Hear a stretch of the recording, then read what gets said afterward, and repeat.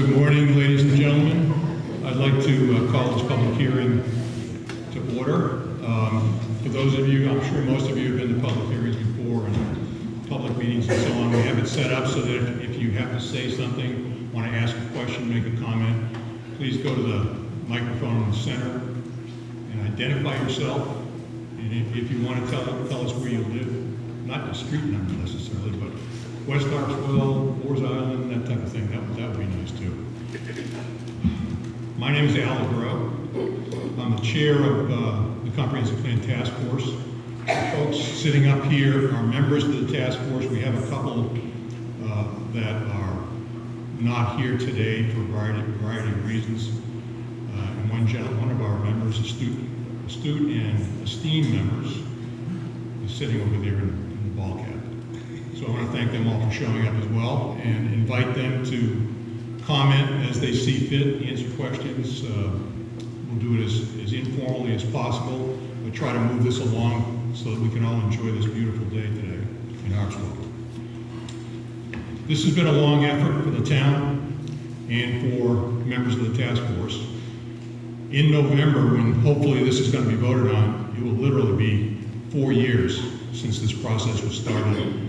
A request by the select board kicked it off as a means of updating the 2005 comprehensive plan, which was the last time a plan was done in Harpswell. The purpose today is really for you to give you an opportunity to ask questions, clarify things, and then we're going to take feedback from this meeting, combine it with feedback that we've received from 4 other meetings that we had during the summer.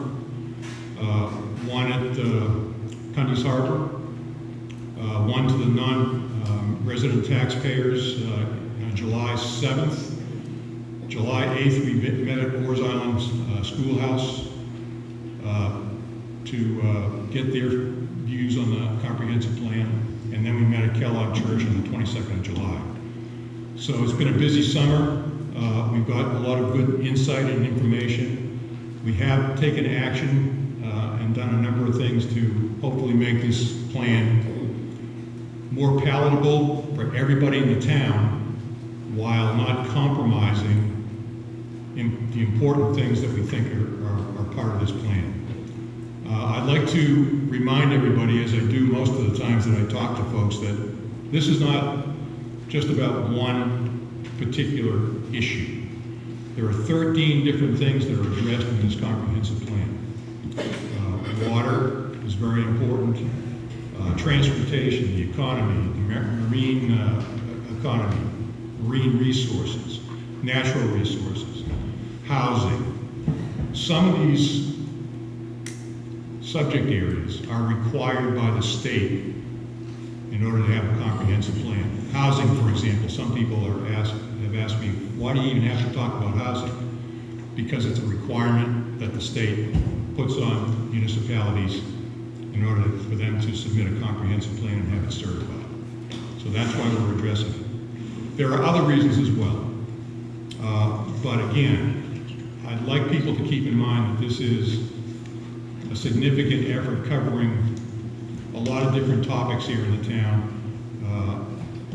It is not a regulatory document. By that I mean, the fact that you see it in the plan doesn't mean it's going to happen by law or anything like that. These are suggestions in order to achieve what the town has put together as its vision for the next 10 or 15 years. So keep that in mind as well. At some of the meetings we've had before, I've talked about why we have this plan. Not only has it been a long time since the town has had it, but there are very tangible reasons why we should have a plan, I believe. First of all, the state has earmarked $80 million, I should say, for municipalities to tap into that have comprehensive plans. And they cover a variety of different topics. Housing and infrastructure, the environment, and several other things. There are also 25 grant and loan programs that are funded by this particular piece of money. So to me, it makes a lot of sense that if we can, as a community, put this together, it gives us more flexibility financially to address a number of things in the future. The other reason, of course, is a little bit more aspirational, I should say, and that is that if we can agree as a town on a comprehensive plan, a vision for the future, that will go a long way to unify various parts of the plan. Everybody sitting here probably has a priority list in their mind in terms of what they think is the most important thing in the town. Not everybody's going to agree on that, but if we can agree that these collectively are important things that we need to address, then that puts us a long way toward making progress in the future. Now, we've done a number of different and specific things since the town meeting was canceled last March. There are copies of this plan available that we've made showing some of the edits that we've made as you look through. I think two of the most significant things we've done is take out two goals that, upon reflection, were somewhat problematic. The first goal was goal number 4 in the housing section. We removed that because essentially what it said was that we should try to limit the transformation of long-term rental and other properties into short-term rental properties. And the more we thought about that, and the more people we talked to, it was almost like we were trying to solve one problem, housing, or take a bite out of it, by creating another problem that people felt was important. A lot of people supplement their incomes by taking care of short-term rentals in the summertime and other times. And sometimes it's the bulk of their income. So we decided to remove that to eliminate that conflict. The next thing we removed was goal number 7 in the housing section, in the land use section. And did I get that backwards? Okay.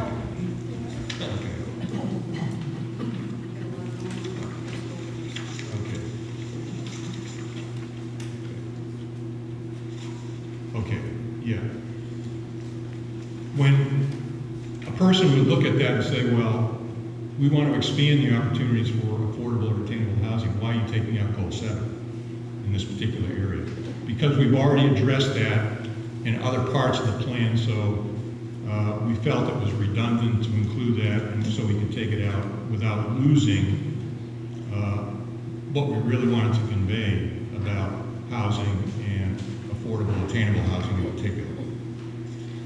We've done a number of other things. We've taken, we've edited certain sections of the plan to make it less directive and more prescriptive. In other words, instead of saying revise, we changed it to consider revising, things like that. Things that you might not think about as you go through it, but in terms of tone, it makes a difference. And again, this is not a document that is regulatory, it's more prescriptive, it's more identifying the goals for our future and recommendations that go with them.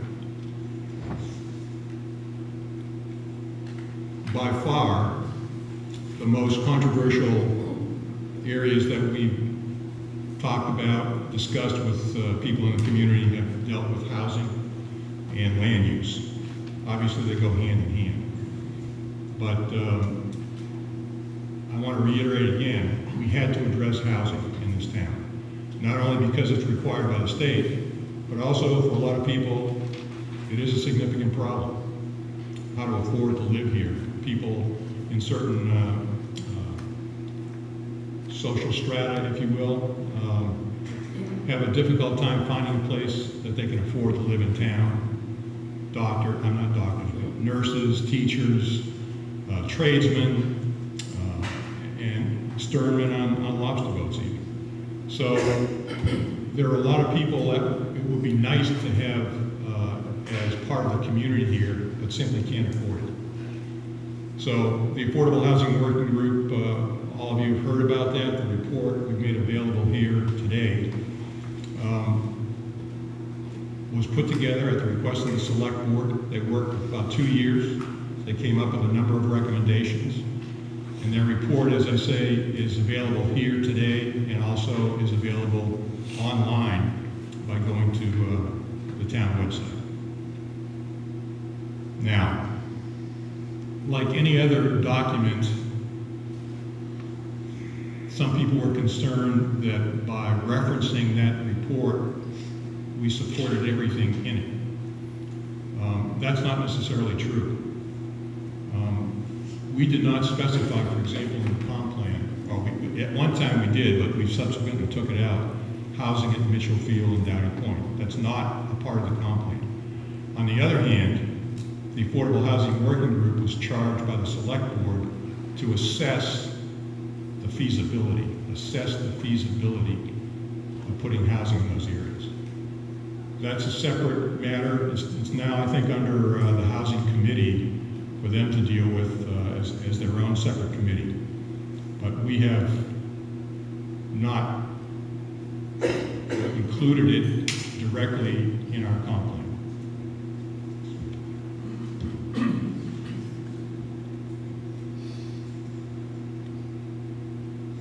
One final thing, growth areas in the town.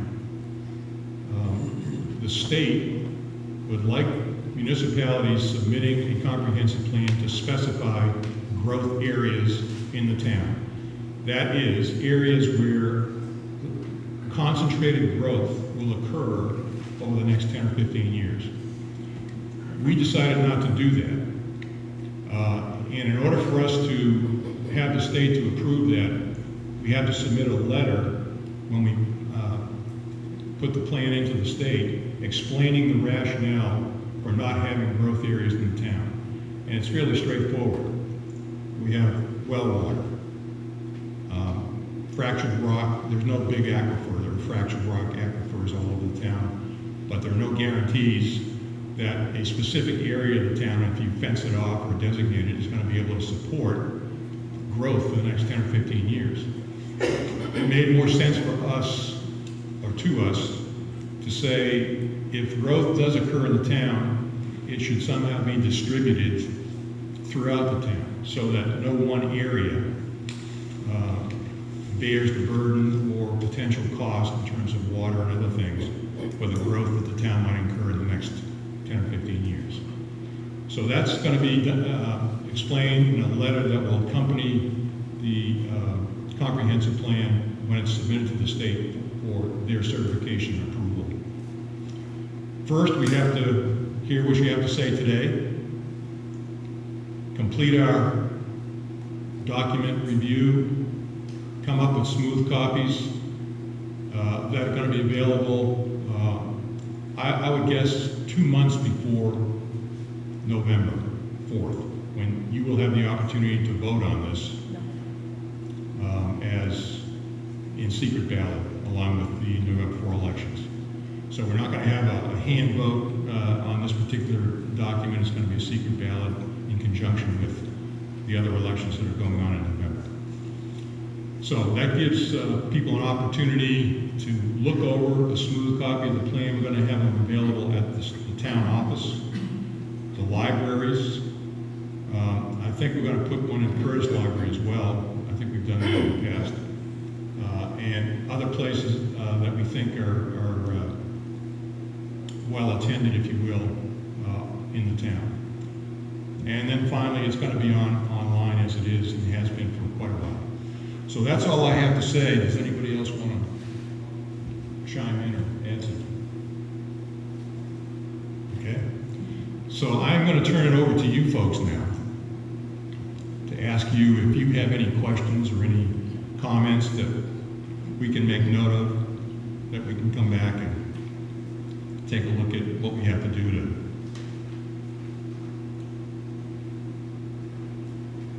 Yes, ma'am. Courtney Snellings, Morris Island. Is this working?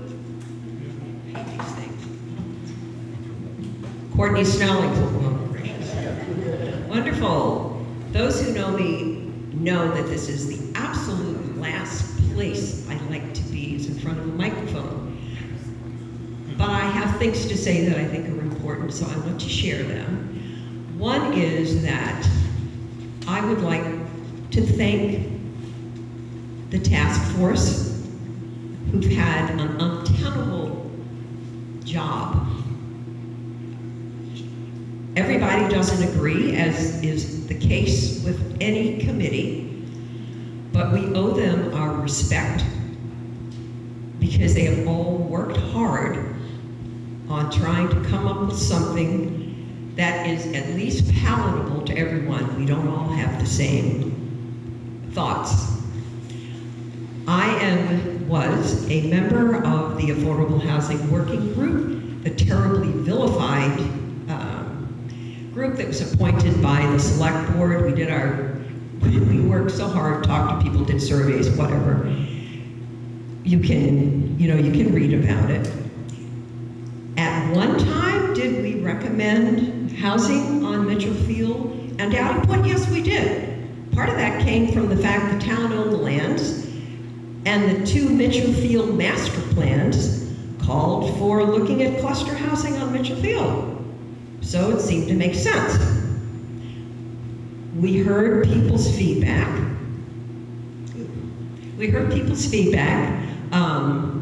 And so this is the only reference in our report, Housing for Harpswell. I'm going to read it. This is under associated recommendations.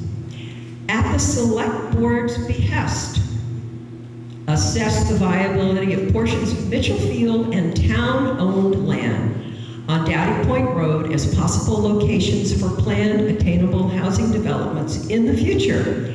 If development is feasible, consider establishing tax increment financing districts as needed. That is it. We kicked the can down the road. If a future select board wants to do something and then bring it to town meeting, sure. But people who think that just because the report might be referred to in the comp plan, that's all it says. That's it. So, please, I think the comp plan folks in their inventories have tried to touch every aspect as best they can. Obviously, aspects are related. Housing is connected to land use, is connected to the waterfront. If people can't afford to live here, forget that. I talked to fishermen who said, my kids can't live here. Or, I had a starman, but he's not coming anymore because he can't find a place to live. He doesn't want to drive from wherever. So please, please consider these things. You're not going to like everything, probably, that's in the comp plan. That's the way things work. But please look at the bulk of it. I think you will find that it has a lot of good things that have been suggested. Thank you very much.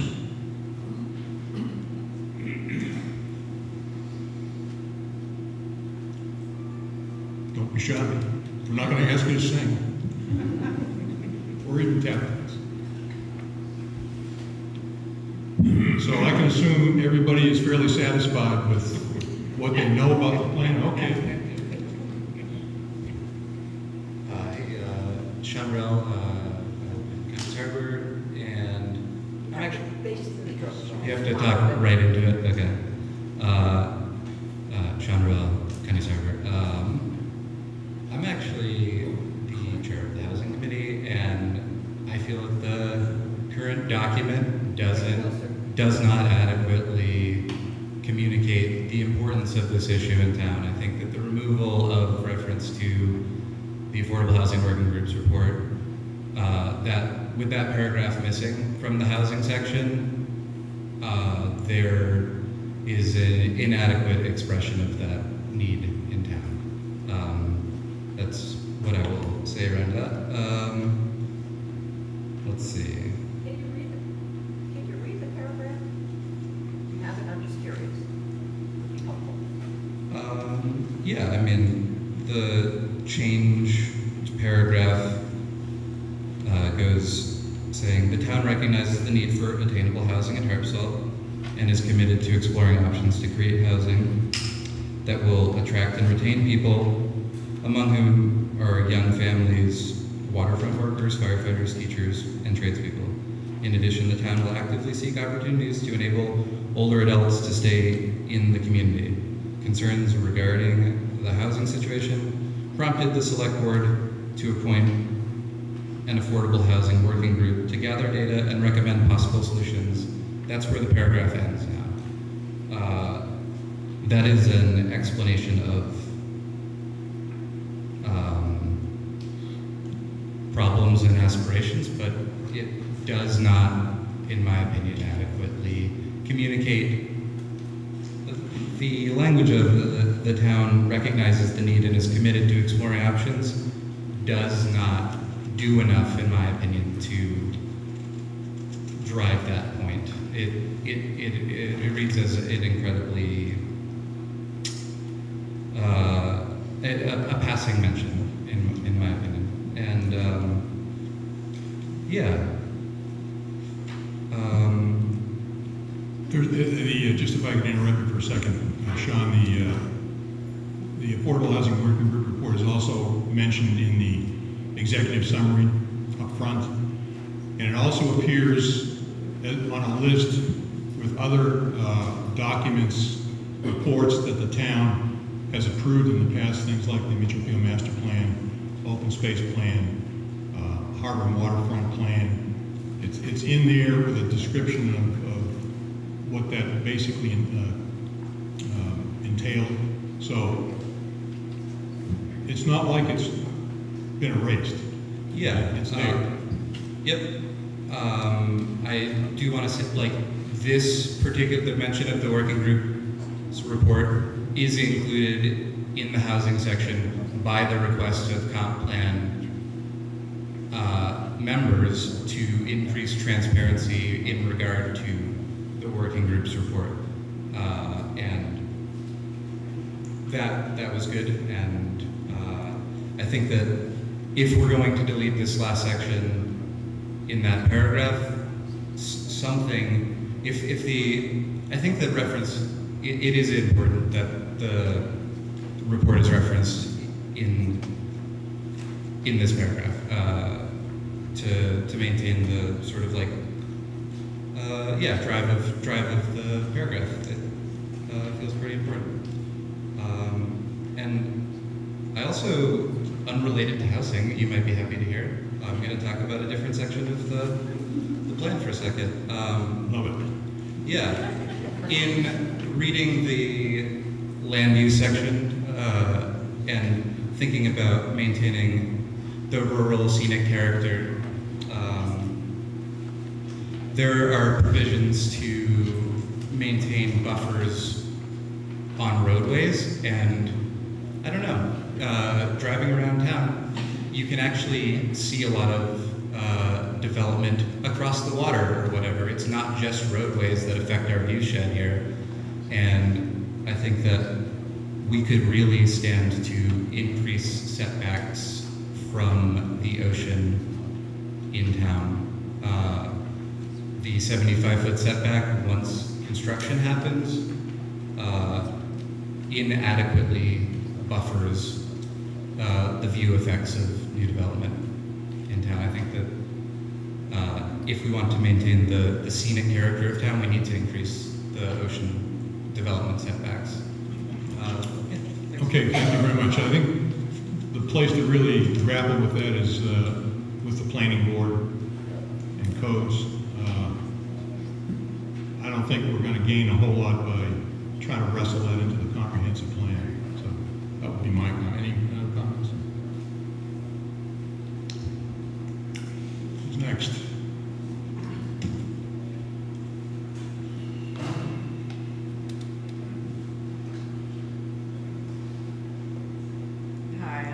Swipher. I live in the suburbs of Cuddy's Harbor.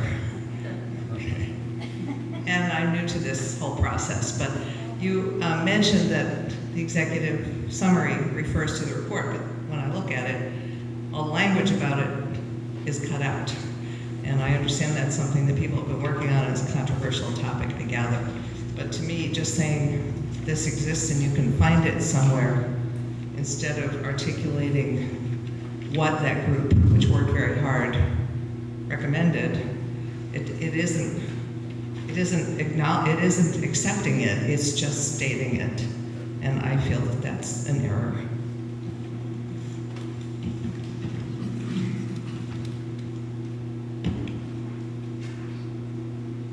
Well, all I can do is have the task force, we'll take a look at it.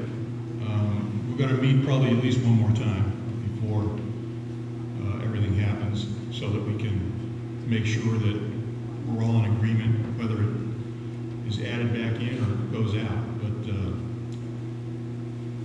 that decision was not made lightly. For example,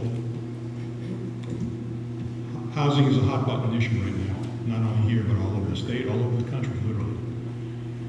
But the only report that's really cited more than once is the housing report, even now, after taking out a number of different references to it.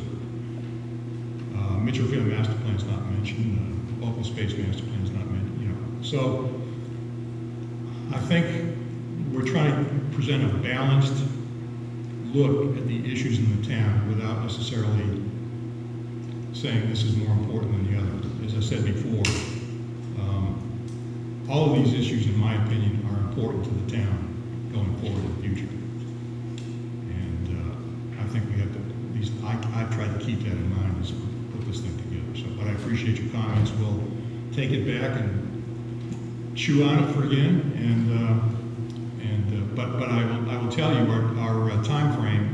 We want to try to get a smooth copy done as soon as possible so that we can get it printed and in front of the town for review during the 2 months prior to this has to be voted on in November. That's the goal. So.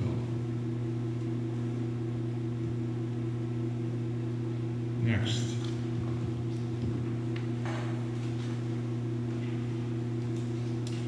Well, I think the satisfaction meter appears to be fairly high. I'm really happy to hear that. It's going to make my day much more pleasant. Seriously, if anybody has any questions that they don't want to bring up today for whatever reason, or they want to bring it up in terms of an email or something like that, my email, I'll give you my email. Okay, if you come up to me individually, I'll give you the email, and you can communicate with me. I can communicate it to the task force, or you can communicate it to the town planner. That may be a better way to do it. At her email address in the town office, Margaret McIntyre, who's sitting right over here. Yes, ma'am. Hi, I'm Janice Thompson, and I live on Harpswell Neck. And before I ask my question, I just wanted to make sure that people understand that this is a question from Janice as a resident of Harpswell and not as a staff person at the Harpswell Anchor. I have to be very careful about that. Anyway, I guess my question is, you know, I keep hearing the reference to the affordable housing report or not, or is it an endorsement or not? I guess my question is, what has been the process of your committee to sort of figure that out? Because I think you guys have done a great job going out to the community and getting people's feedback, and that's fabulous. But until we vote, we don't really know how many people in Harpswell like that or don't like that. So it sounds like each meeting it sort of goes one way or goes the other way, and then the report gets changed because of that. So how do we know as a community what the majority really wants until we vote on it? I mean, I think that's a really hard thing for you guys to have been tackling, because there's some loud voices on one side and loud voices on the other. So I guess my question is, and I'm not telling you how I believe one way or the other, because that's not my role. I'll vote as everybody else votes. So my question is just an objective one. Just if you can go through like what your process has been and how you deal with that kind of feedback one way or the other. Okay, Thank well, let you. me talk generally about the process, and if you want to talk specifically about the Affordable Housing Working Group report, I can do that as well. Generally,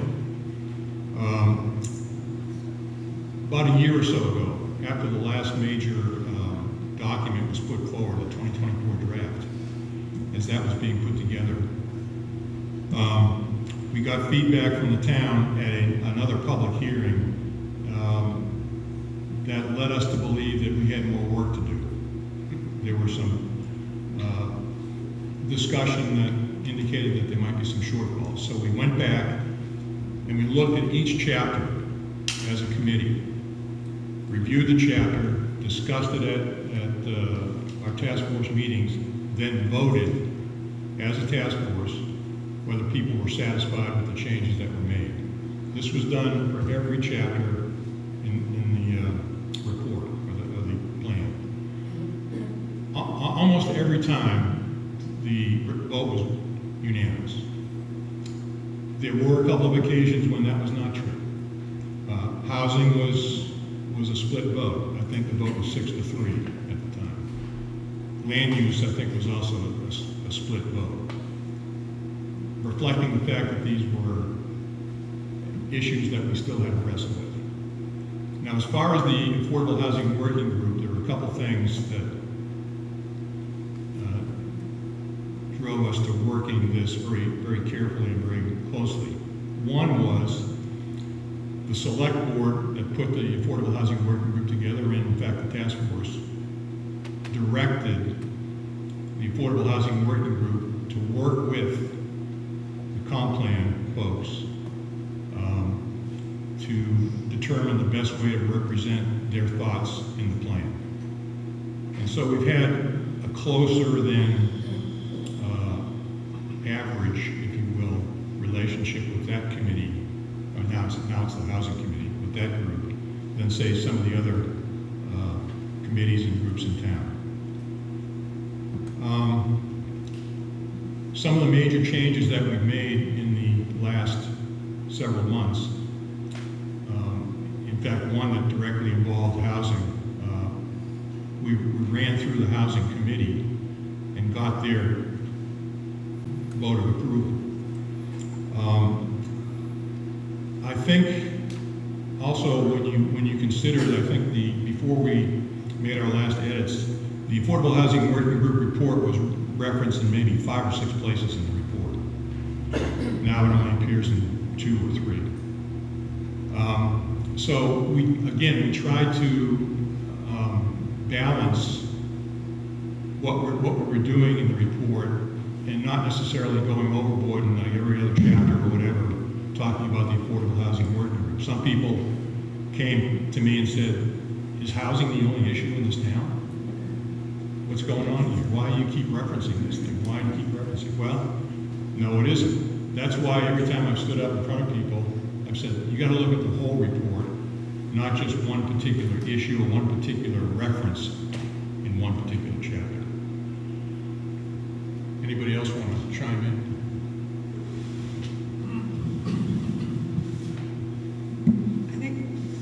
I think we had a confluence of two really interesting and sometimes opposing priorities as we began this plan. I actually suggested when I joined the planning board 4 years ago that we start a comprehensive plan, and it just so happened that we got funding from FEMA to do it. We spent $90,000 on this plan. but we, at the same time, we were looking at housing, and we started to do the comp plan. And there were three major issues. And I stood at the recycling center with Al, with Brian, and some others, and they were talking to people as they were leaving and handing out flyers for our first visioning statement. And there were three major issues. One was housing. The other was really maintaining rural character. Almost every single person that I spoke with said Harpswell's growing too fast. And the other was protecting groundwater. So those were our three major issues. When we first started this, I suggested, and Brian actually worked on this with me and Mary Ann Nave, I suggested that we start an inventory of wells in Harpswell, and that we ask voluntarily for everybody to give us information about their wells, so we could start to build a database on wells and water quality. Well, the consultant didn't really like that idea. She said it wasn't part of her work program, and the rest of the task force chose not to proceed with it. So I thought it was a good idea, I still do, but that got shot down. So we never had a special committee that was actually working on potable water. And then rural character, that just kind of, there was no special committee working on rural character either. So the housing task, or the housing committee, really was the only select board appointed committee that fed into the comp plan. And they did a good job. I don't want to, they took their job seriously, but not everybody agreed with some of the recommendations that they made. The housing report contained it didn't contain some, it contained the most specific zoning ordinance changes of any place in the comprehensive plan. And some of those zoning ordinance changes could have had a serious impact on the way that the rural character of the community looked.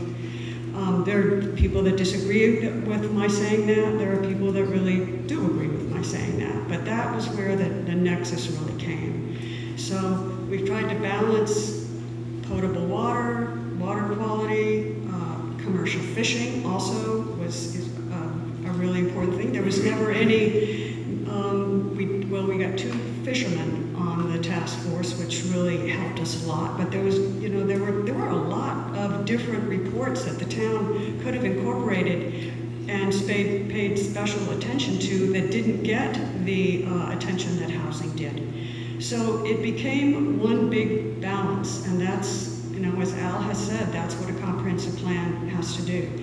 As we move forward now, we will continue to address housing. We will continue to address potable water. In fact, I think the town is going to get asked to spend money on doing further research on where our water comes from and how secure it is. So we have a lot more work to do, but we have done the best we can, and we've tried to listen to everybody. And as Al has said, it's not a perfect piece, and we have lots more work to do. So I hope I haven't been too wordy, but Al's reaching for the microphone. So. Amy will be happy to hear. I had an email from Mary Ann Nave, who's the chair of the Conservation Commission, and I think they're about to embark on a application for a grant to look specifically at water in Harpswell. Now, that hasn't happened for, I think, since 2011 or something like that. 2008?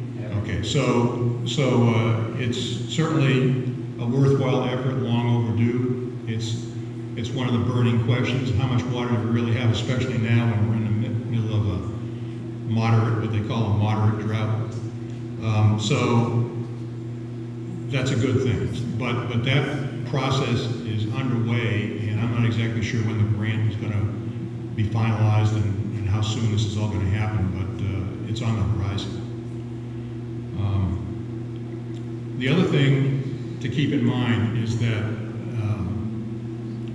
with respect to some of the ordinance changes that were suggested or recommended in the Affordable Housing Working Group, those ultimately have to be vetted by the planning board.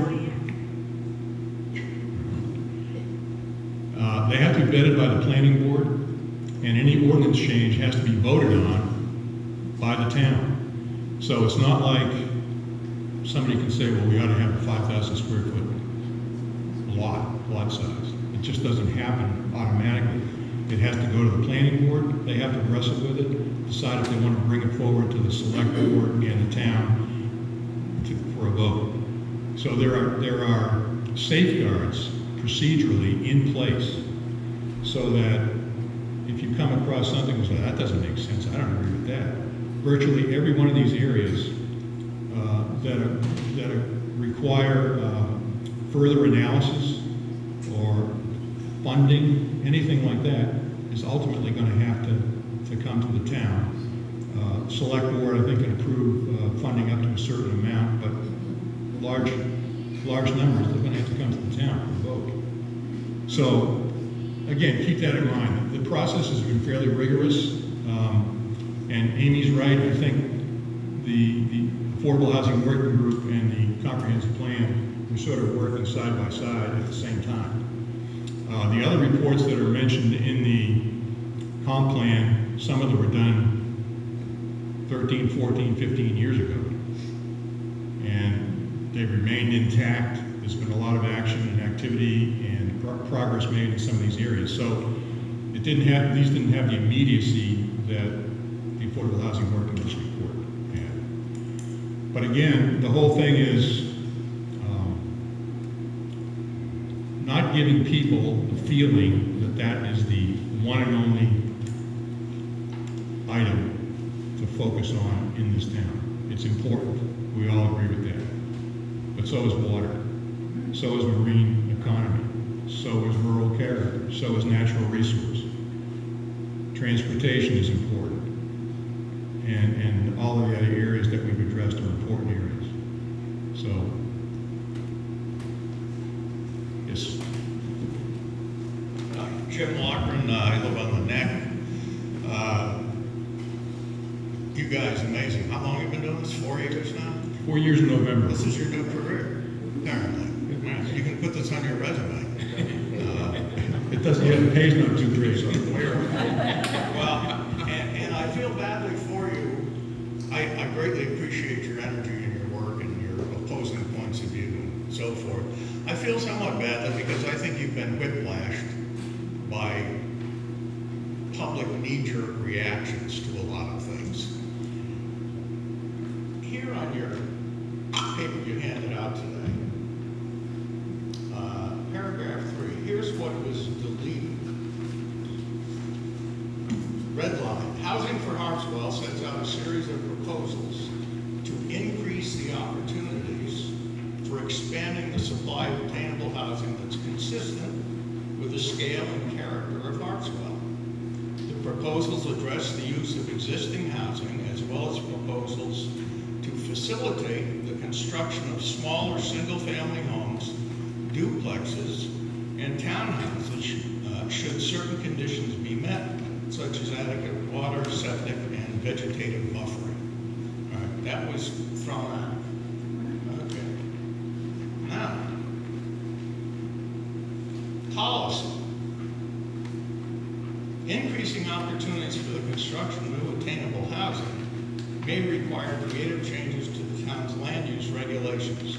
The intent is to facilitate the construction of single-family homes, duplexes, or two-family homes and townhouses. You're playing a shell game. What's the difference there? You're satisfying some block of whiners by redlining this particular paragraph and then saying, well, how can we say almost exactly the same thing in slightly different words and move it somewhere else? It just doesn't seem to hold water. On the water element, speaking of water, the Affordable Housing Working Group was in contact with the state's #1 hydrogeologist. We consulted with him, as I believe someone from the office came here and did a presentation. we know what the water situation is, and that is under the current technology, we're never going to know what the water situation is. And because of the bedrock aquifer we're on, what happens over there on the neck is going to have absolutely no effect on anything on Orr's Island or Cundy's Harbor or anywhere else, and it's likely not going to have any effect on anything 100 yards away. So we've got a lot of foolishness going on. It's like we don't want to watch the science, we want to see what everyone's saying, and there's a lot of, oh, the sky is falling here. 500 houses, according to your other handout today, have been built in town in the last 10 years. I'm not sure what it said, I think it's 10 years. We have housing developments off Peabody Road, right? New housing development. There's new houses all around town. Now, how many of those people had to, before they could get their building permits, how many of those people had to supply a well sample test? I don't think we require that at all. And if it's never been required, now suddenly if we want to do something that's affordable housing, we're going to require them to be held to a higher standard than the general public is held to. That doesn't seem right. So those are just a couple of comments. I think that you would perhaps do well to reintegrate some of the wording and keep it a little cleaner as a document. You know, you can say whatever, yes, recommendations. Recommendations are recommendations, as you said, Alan. You know, nothing in this report is going to become law when the town passes it or doesn't pass it. And I think people have to realize that. And what you've got is, when you're approaching the housing situation, it seems like you've got to get it just right so that everyone on your panel can't say anything negative. Well, that's designing by committee, and we know what happens when you design by committee. So I would say, you know, again, you guys are doing tremendous work, and maybe you're doing too much of it. You know, maybe, remember that the Affordable Housing Working Group was appointed by the Select Board with very specific things because that's what they wanted to see, and that's what they got. And now to say, oh, well, that's not really the case, or, well, no, we can't pay attention to those recommendations, is disingenuous at worst, but it's like ignoring what the Select Board said they wanted in the first place. So I just think that you got a lot of knees and elbows in this thing, and it would be nice if you could smooth some of that out. And I'm interested in a lot of the other stuff in the comprehensive plan, and you have pointed out repeatedly that the comprehensive plan isn't about water and housing. It's about a whole panoply of items that are important to town and hopefully will be paid attention to or will grow in importance to town, et cetera, et cetera. And yet here we are. I don't know which public meeting this is for you guys, 27, 36, I don't know. Here we are, and what are we talking about? Housing and water. Yeah, appreciate it. Because I think it just, if you would just address it head on without couching everything to keep the naysayers happy, just address it. We have an affordable housing problem in this town. You know, you can have all the rural character you want, but once the locals can't afford to live there anymore, what you're going to have is you're going to have a big playground for people with a lot of money. And that's the direction that this town is going in right now. And I think the fishermen can certainly attest to that. I think the old hands like me, old hands that I was an old hand somewhere else and came here. I'm one of the problem people. But the point is, when I talk to people about housing, no one says, oh, there's too much growth. I've never heard them say that. Because everyone's smart enough to know that the population is 5,000 people now, and it was 5,000 people 10 years ago. There isn't any growth. There is no out of control growth. What's out of control are the prices. When I talk to people, they say, oh, did you hear about so-and-so? It's a little 2-bedroom joint down on the road. Yeah, that was sold for $850,000. I remember when they put that up for 25 grand. That's what people are complaining about, are the prices. They're not complaining about uncontrollable growth. If you want to talk about uncontrollable growth, show it. Where is it? Where's the uncontrollable growth? And I would posit that there is none. And so we need to direct some growth to housing for the people who make this town what it is and who will keep this town what it is. You know, as the mayor of Paris, France, has a huge, they have a huge affordable housing program. I mean, it's unbelievable. They take old ministry buildings and reconvert them to housing, and people pay, you know, next to nothing by local standards and have great views of the Eiffel Tower, whatever. But her position is simply that the people who make this city the city it is deserve to be able to live here. The bakers and the restaurateurs and the shop owners and so forth. And I think that's what we've got to reorient ourselves to. The people who make this town what it is, the fishermen and the firemen and the school teachers, and God knows we're the oldest place in the oldest place, the caregivers. Where are our caregivers going to live? That's what we were focused on in the working committee. So I would just bring those points out and hope that you consider them. Thank you. Okay, thank you very much. As I said, we're going to take the inputs that we get today and thrash them around again. I think you have a valid point about wording. We're going to we'll make that as consistent as we possibly can, and do the best we can with the other comments that you made. My name is Dorian Taylor. I think I was in front of you guys before things. Where's Island? I think I might be able to possibly help a lot of people understand exactly where you're coming from. I think it's very difficult when they see a plan, not understanding that the plan's connected to an allotment of money that's been available. And in order for us to get to the money, we actually have to have a plan established, which then gets us into the line for a portion of the money that's available to us.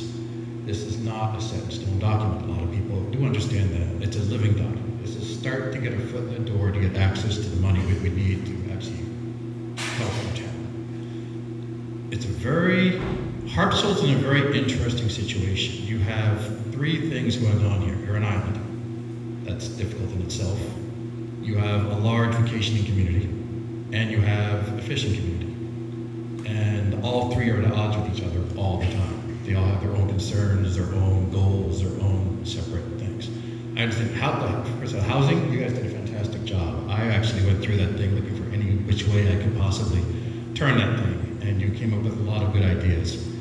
But I agree it should not be included in the initial plan, but should be a location where you can find it. That way you simplify it for the people reading it at the state level. Because the state officials aren't going to be sitting there with complicated documents. They're going to want to see something very simple, to the point, and generalized, because they deal with a lot of different communities.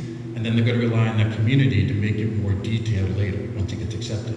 But by doing what you do, once you have access to the money, then you can start detailing it down, and then that money comes in. Harpswell's in another unique position. You guys are actually eligible for a lot of federal grants, a lot of them, for your roads, for your shoreline, for your businesses, for your housing.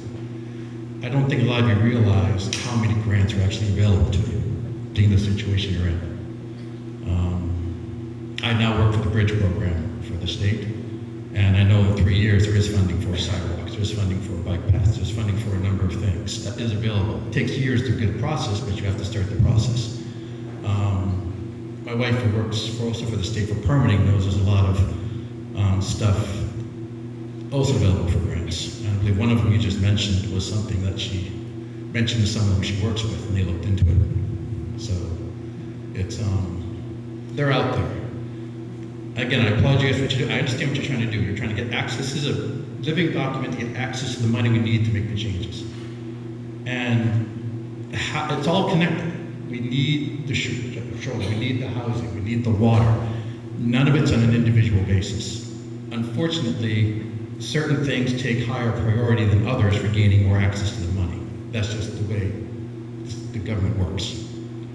So you do have to be very detailed what you present to them to make sure you get the maximum amount of funding you can possibly get, is what you want to do. Which is where I believe you guys are actually trying to do for us, is put a document in that gets us the maximum amount of funding we need to get the stuff we need done. Am I correct on that one? It's one of the motives for sure. Yes.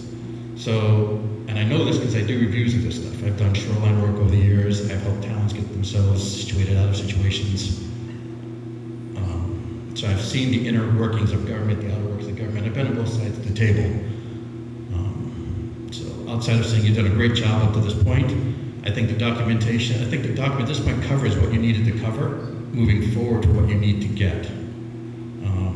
But keep in mind, everyone, this isn't a permanent document. The rest of it's going to come from, once it's been approved, the rest of it comes from the town for us to make our decisions at that point, to streamline it and get addressed what we feel we need to get addressed. So this is like step one in multiple steps that have to be done. But we need to do this step to get started. Thank you. Thank you. You've reminded me of something I should have said earlier.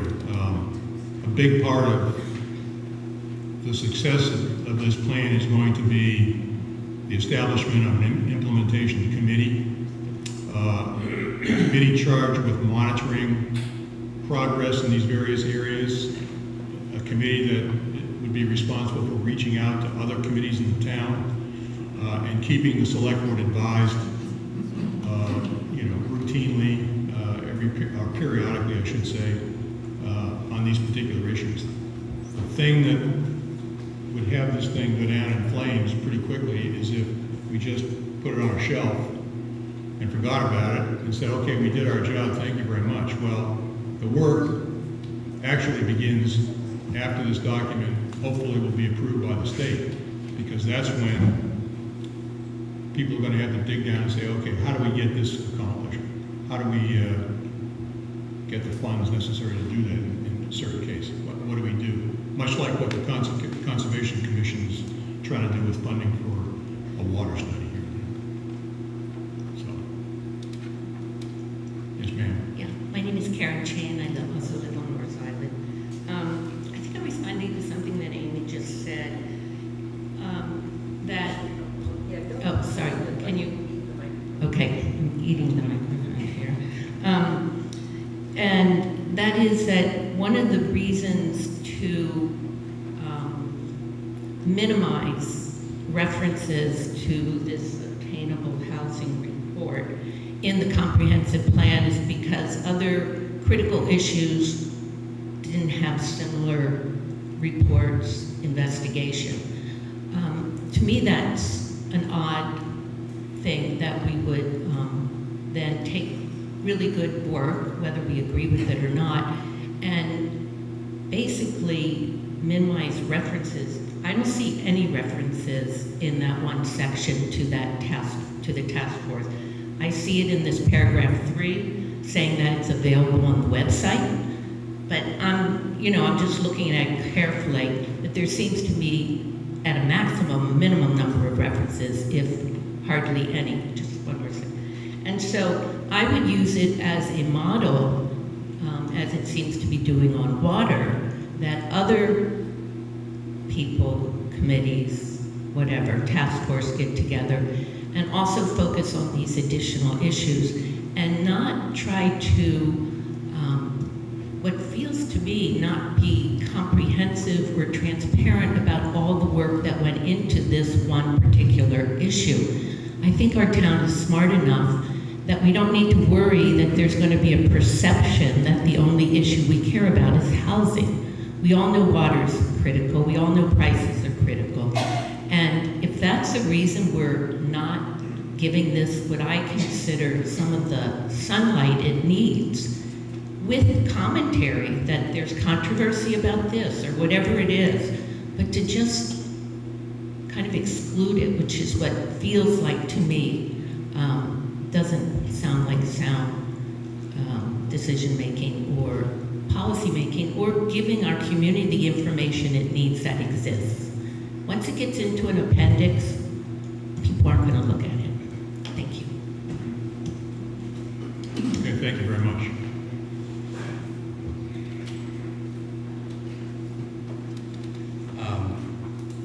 yeah, I just wanted to chime in with one more sort of like piece of information that I think is, indicative of why people are focused on housing. This is a bit of information. I don't have the exact numbers. I think Matt does, but there are 500 fewer children in town than there were 20 years ago. That's a staggering amount. It's 10% of the town. And I think that everybody, most people in town recognize that there's a lack of young people, and that's like,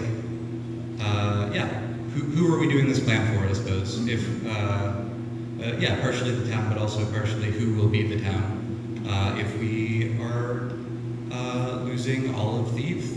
I'd be curious if Matt could share that particular, I don't remember where that's from, but. It's around 500, I don't know the exact number. Gotcha. All right. But I just wanted to chime in about why housing might feel super important, because young families can't afford to be here. Well, certainly, housing would play a major role in upping that number, if you will. But there are also other factors, larger factors. Birth rate in this country, and literally over the entire world, has gone down. China is now, instead of controlling the number of children they have, they're encouraging people to have children. So again, it's not a single factor, if you will, but I agree. I think it is concerning that, for example, our one elementary school has had a decline in student population over the last 10 years or so. I think they may have bumped up a little bit this past year, but basically it's a declining population, and that is a concern, for sure. So I understand and appreciate your comment. Catherine Gilly, Cundy's Harbor. Just a random quick aside or add into the whole affordable housing thing. The one thing that I continuously think about is somebody coming to me and telling me that I have to sell my home for a certain dollar amount because the economy has changed in the 30 years that I have resided in my home. So I think it is kind of alarming thinking about how we need to control the price and the affordability when in my head as a homeowner that goes to me and thinks, and I think, is somebody in 30 years going to tell me that I can't sell my home when this is one of the, if not the biggest asset in my entire life that I've ever had, and I rely on that astronomically and that growth to think, okay, in 30 years I can sell my home, I can move somewhere else that at that point is more affordable to me, and I can get the benefit of my home. I don't think it's, while I understand housing has an issue, there is that other side of it too. So I just think that that's something that people also need to consider.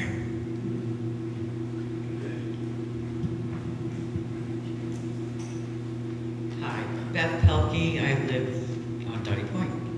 And my question for you is, I know affordable housing is a huge issue, but it's not just Harpswell, it's the entire state. Prices have risen. It's difficult for young people to get homes. But here's my question for you. If you do eventually get some affordable housing in here, how are you going to not discriminate against someone from out of town from buying it versus a local that you want to be in it? You're going to run into some lawsuits. It's something you really need to think about. It's kind of a big deal.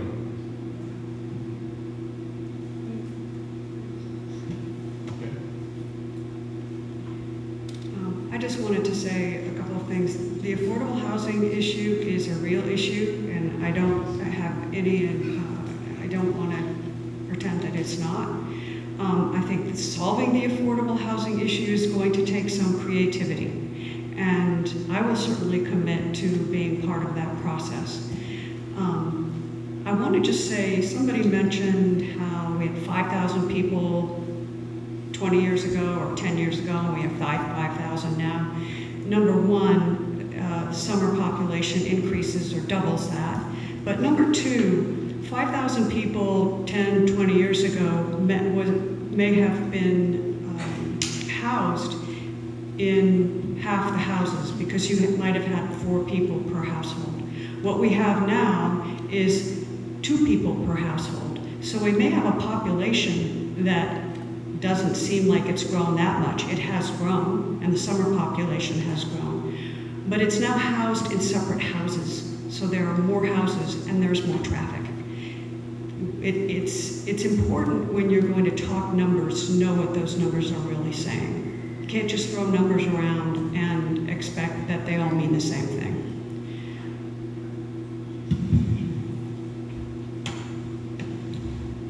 How are we doing, folks?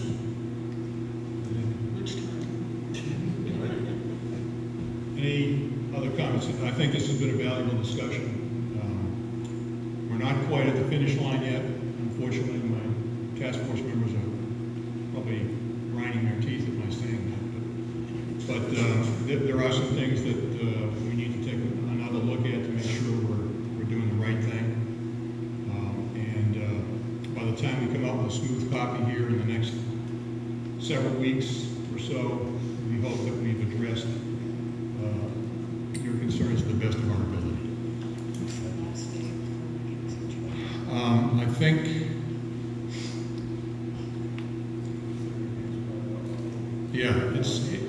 I think it's October 4th, actually. It's fairly late, but I would say, in order to be safe, move that up a few weeks, because who knows, we might run into a hornet's nest or something and scramble around. We've timed this out so that we have provide plenty of time for the people to look at the product before it comes before a vote, and also to provide an opportunity for people to weigh in as appropriate. So I would say 30 to 40 days, 45 days before November would be the absolute cutoff that I would be looking at.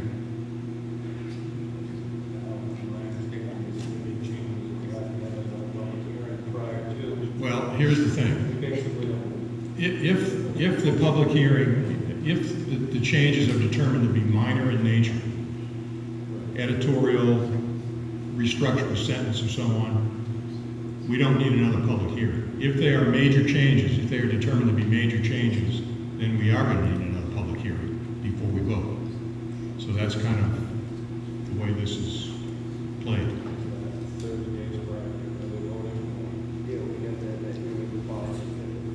By September 4th.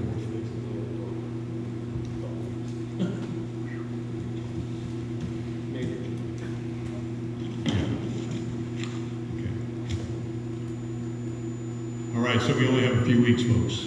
Can I ask one final question? In the report, you also, I noticed, encourage businesses. I think that was the wording, encouraging new businesses. I'm curious, if someone, as a business venture,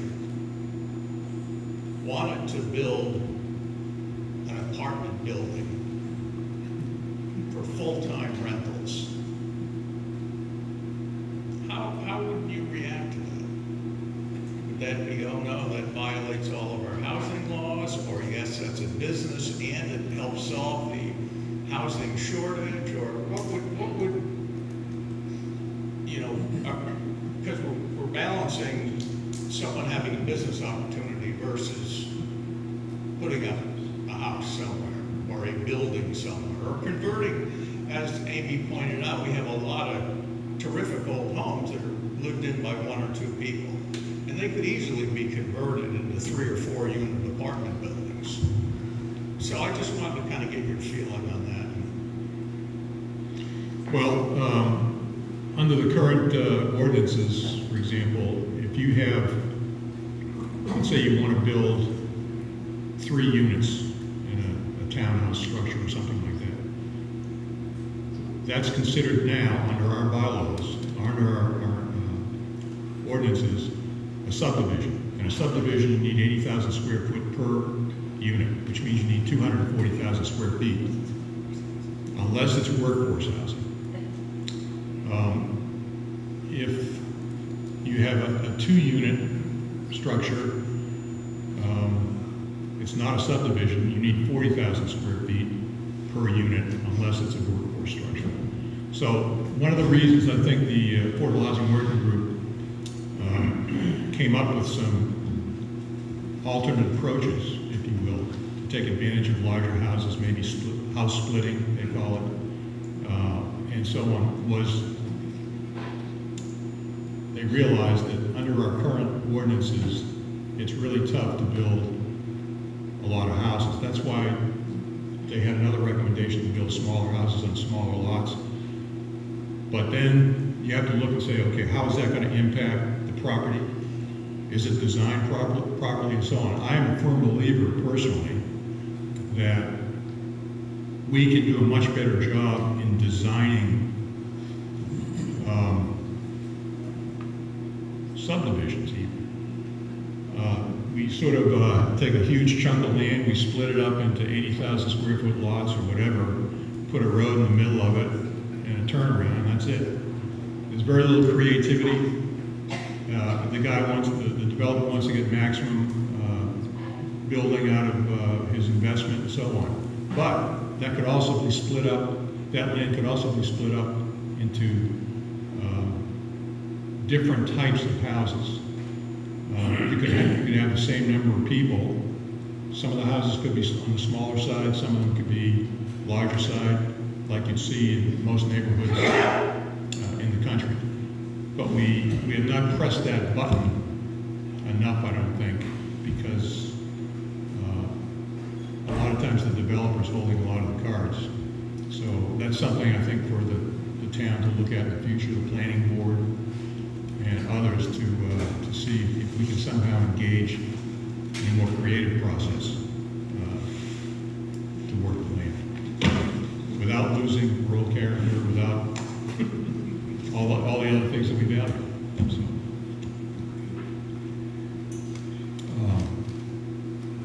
yep. One last thing. The state has just passed legislation that really will change the way land use decisions are made and changes the way affordable housing is treated in communities.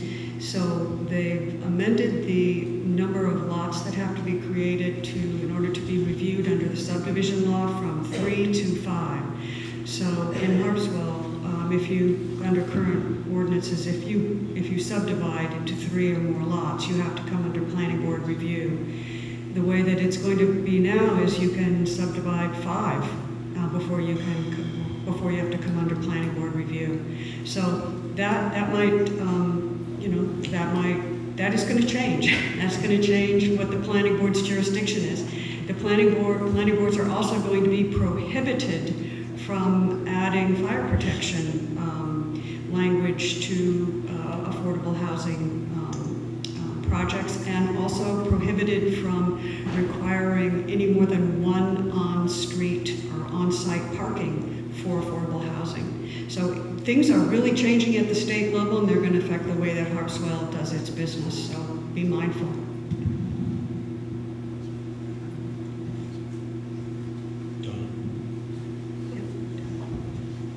Anything else? Again, I want to thank you very much for coming out on this beautiful day.